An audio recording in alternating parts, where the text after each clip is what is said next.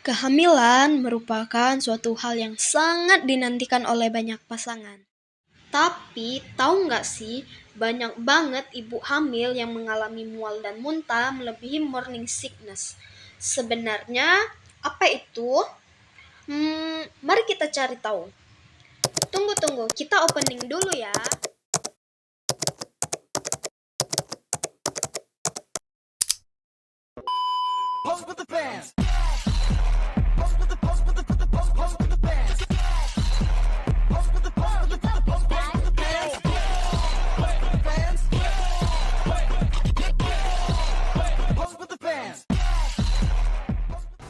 Guys, kalian tau nggak? Kemarin tanteku dia mual, terus dia muntah. Muntahnya 5 kali sehari dia lagi hamil. Itu kenapa ya? Kayaknya itu hiperemesis deh. Hah? Hiperemesis itu apa? Jadi kalian nggak tahu apa itu hiperemesis? Enggak. Kalau kalian mau tahu lebih lanjut tentang hiperemesis, kalian bisa simak video berikut ini.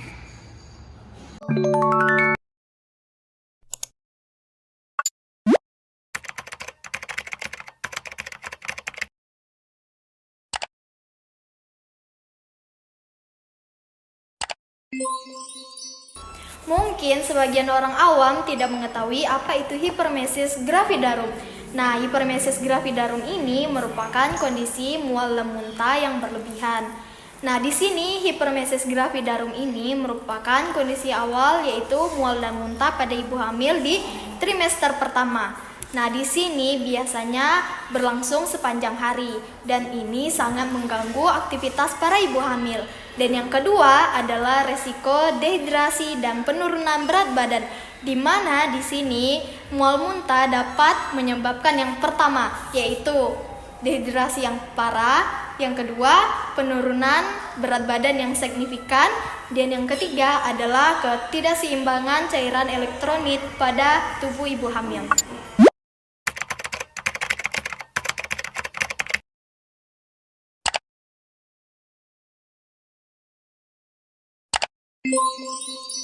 Apa sih penyebab hiperemesis? Jadi, penyebab hiperemesis yang pertama adalah faktor hormonal, di mana di sini peningkatan hormon kehamilan seperti HCG. Dan yang kedua adalah faktor genetik. Biasanya ini berupa faktor dari keturunan keluarga atau diri sendiri. Dan yang ketiga adalah faktor fisiologis, di mana di sini seperti meliputi sistem pencernaan, sistem penciuman, dan sistem pengecap atau indera perasa. Dan di sini juga terdapat faktor resiko lainnya seperti kehamilan ganda, kehamilan pertama, penyakit tiroid, dan penyakit diabetes, dan kondisi kesehatan lainnya.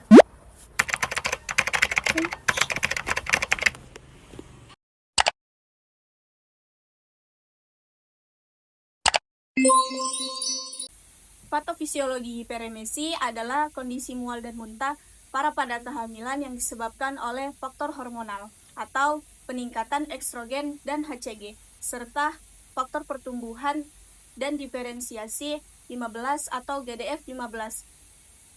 Disfungsi gastrointestinal seperti disremia lambung, perubahan metabolisme atau ketosis, dehidrasi dan gangguan elektrolit, serta faktor lain seperti sensitivitas penciuman, genetik, dan psikologis. Kondisi ini dapat menyebabkan komplikasi serius bagi ibu dan janin jika tidak ditangani.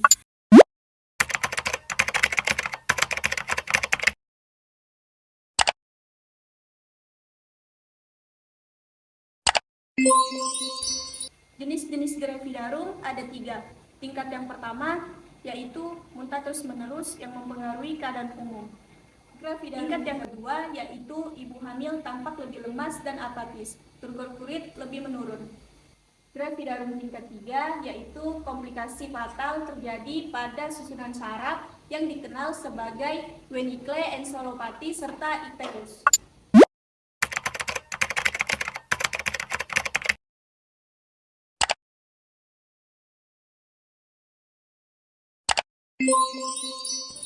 Jadi, penyebab dan tanda gejala yang harus kita waspadai pada hiperemesis gravidarum adalah yang pertama nih, mual dan muntah 3-5 kali sehari yang berlangsung pada trimester pertama dan juga trimester kedua.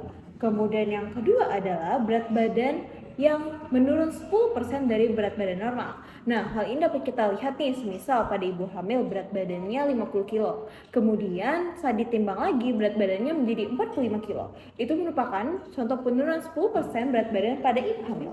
Nah, yang ketiga adalah dehidrasi. Dehidrasi ini dapat kita lihat dari kulit kering, kemudian lemas, pusing, dan juga buang air kecil yang jarang.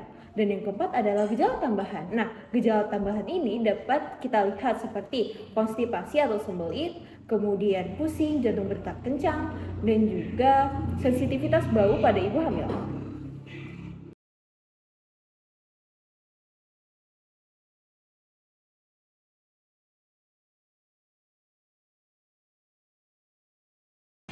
Untuk komplikasinya gimana, siapa aja ya? Yang pertama ada komplikasi pada ibu, yaitu dehidrasi berat atau gangguan ginjal. Setelah itu ada malnutrisi, efisiensi vitamin atau B6. Nah, kemudian ada gangguan elektrolit, yaitu kram otot dan juga aritmia. Lalu yang keempat adalah gangguan hati, penyakit kuning, dan juga pecahan esofagus.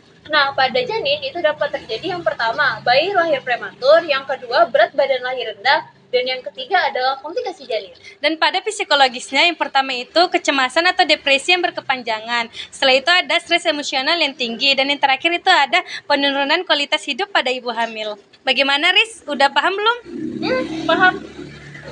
Baik teman-teman, jadi sekarang kita bakal masuk ke asuhan keperawatan kasus hiperemesis gravidarum nih. Di sini kita bakal bahas mulai dari pengkajian, luaran, diagnosa, sampai intervensinya. Jadi simak baik-baik ya penjelasan dari kami.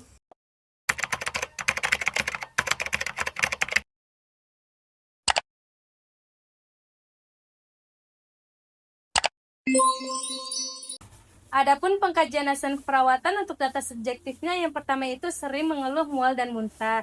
Setelah itu nafsu makan menurun dan biasanya nyeri pada bagian perut atau abdomen. Dan biasanya setelah makan cepat kenyang dan sering merasa lemah dan mudah lelah. Setelah itu sering mengeluh haus dan biasanya sesak saat melakukan aktivitas dan tidak merasa nyaman setelah melakukan aktivitas. Adapun untuk data objektifnya yang pertama itu saliva meningkat. Saliva itu air liur yang berlebihan dan biasanya muka tampak pucat. Setelah itu ada diaforesis. Diaforesis itu keringat yang berlebihan walaupun tidak melakukan aktivitas. Setelah itu ada serum albumin menurun dan biasanya tugor kulit juga menurun. Setelah itu detak jantung menurun 20% dari kondisi istirahat. Dan yang terakhir ada sianosis. Sianosis itu badan membiru yang biasanya pada ibu hamil.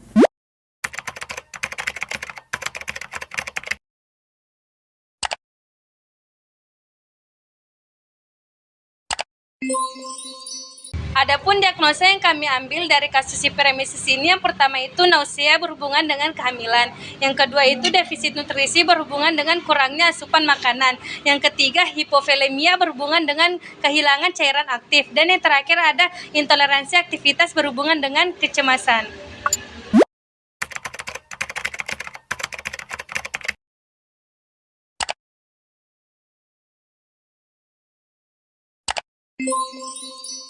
Selanjutnya, setelah diagnosa keperawatan, sekarang kita masuk ke luaran keperawatan.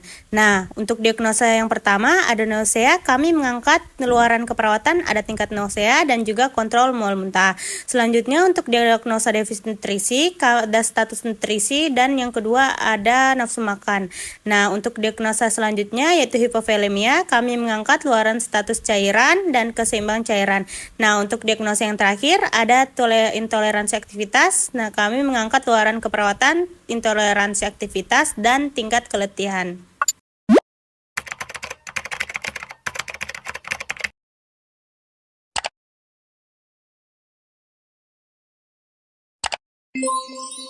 Tadi kita sudah sebutkan diagnosa keperawatan, luaran keperawatan, sekarang kita masuk ke intervensi keperawatan.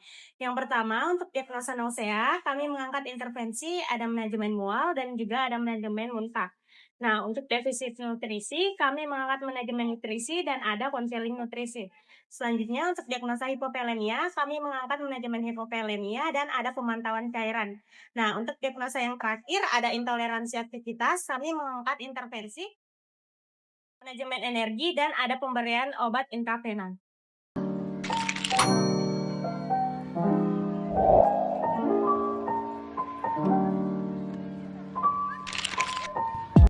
Jadi gimana nih teman-teman habis mendengar penjelasan dari kami? Apakah udah pada tahu tentang apa itu hiperemesis? Jadi kesimpulannya adalah hiperemesis merupakan penyakit yang dapat ditandai dengan mual dan muntah pada ibu hamil pada trimester pertama, trimester kedua yang akan berlanjut.